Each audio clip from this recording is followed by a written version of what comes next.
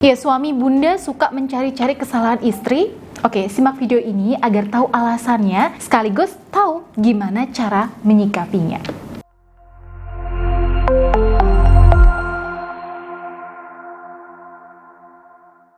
Assalamualaikum warahmatullahi wabarakatuh. Sahabat bunda yang senantiasa dirahmati oleh Allah. Ya, bunda pasti kesel ya kalau suami bunda di sini suka nyari-nyari kesalahan bunda.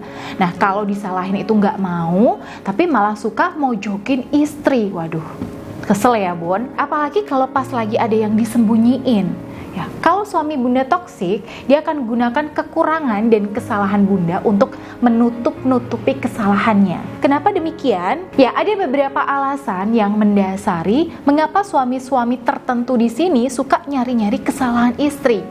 Oke, saya bilangnya suami-suami tertentu ya, karena memang tidak semua suami itu bertingkah seperti itu. Alasan suami mencari-cari kesalahan istri adalah untuk mengangkat ego dan harga dirinya. Suami itu ingin kelihatan benar di mata istrinya, sekalipun ya sebenarnya dia yang salah. Nah, dengan mencari-cari dan menunjuk kesalahan istri, dia itu merasa dirinya lebih benar. Biasanya suami ini sebenarnya punya salah, ya, tapi saking insecure-nya dia mengalihkan kesalahan itu ke istri.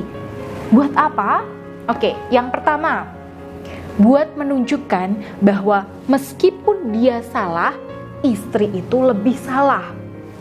Yang kedua, biar istri di sini itu tidak menyalah-nyalahkan suami, ya, karena suami itu paling anti kalau disalahkan istrinya, bun. Nah, kalau di sini suami tuh dengar bunda ngomong seperti ini, aduh gimana sih, kok jadi kayak gini? Ini semua gara-gara kamu nih. Nah, itu bun, suami tuh paling anti. Ketika dia tahu bahwa kesalahannya ini akan bikin bunda ngomong seperti itu, maka sebelum bunda ngomong, dia itu buru-buru mencari-cari kesalahan bunda untuk membentengi dirinya. Oke, kemudian alasan yang kedua, jika suami terbiasa nyari-nyari kesalahan istri, maksudnya nggak sekali dua kali ya, tapi dia lakukan berkali-kali, nah itu karena ada yang nggak beres dengan kondisi jiwanya. Ya, sisi batinnya itu sedang keropos bun, dan secara spiritual kondisi dirinya ini dipenuhi dengan aura negatif. Nah, suami yang seperti ini itu otomatis ya bun, sulit menerima kebenaran.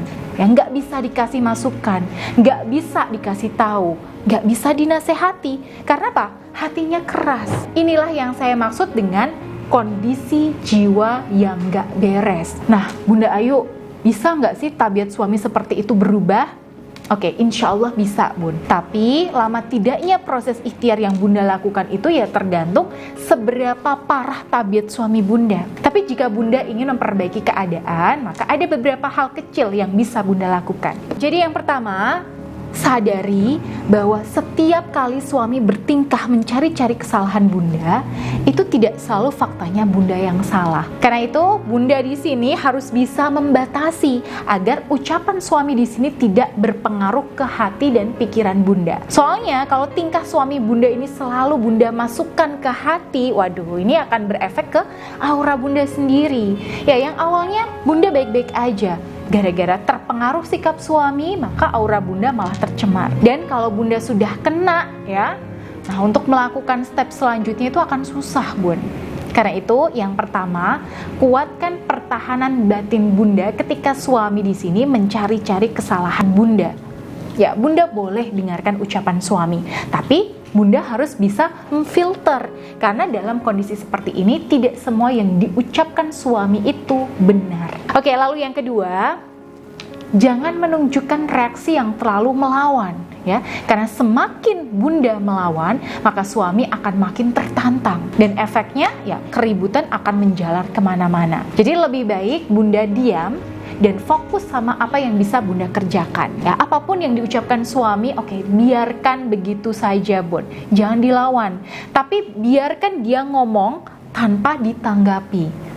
Tunggu ya sampai ego dan emosinya sudah terluapkan, sehingga dia akan merasa lebih plong dan lebih puas. Ketika dia sudah mulai puas, maka yang ketiga, Bunda bisa dekati suami pelan-pelan, lalu Bunda ajak ngobrol dari hati ke hati. Nah, di sesi ngobrol ini, niatkan bahwa Bunda bukan ingin mencari pembenaran atau mencari siapa yang salah dan siapa yang benar, tapi niatkan untuk menjalin kembali hubungan batin dengan suami dan memperbaiki hubungan. Ya, mungkin cara ini tidak mudah ya Bun, karena bagaimanapun kita itu kan nggak mau disalah-salahkan terus.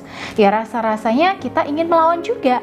Ya, mungkin Bunda ingin membela diri. Ya, saya paham sekali Bun. Karena itu, jika Bunda butuh mengklarifikasi untuk meluruskan pandangan suami, silahkan lakukan dengan baik-baik ya di momen yang santai tadi. Tapi jika Bunda merasa obrolannya kok justru malah membawa mudorot, maka lebih baik Bunda alihkan ya ke topik-topik yang lebih membangun keintiman terlebih dahulu. Nah, nanti ketika Bunda bisa istiqomah menerapkan pola ini, maka insya Allah ada kemungkinan bagi suami Bunda untuk merasa kok dia masih bisa santai gitu ya.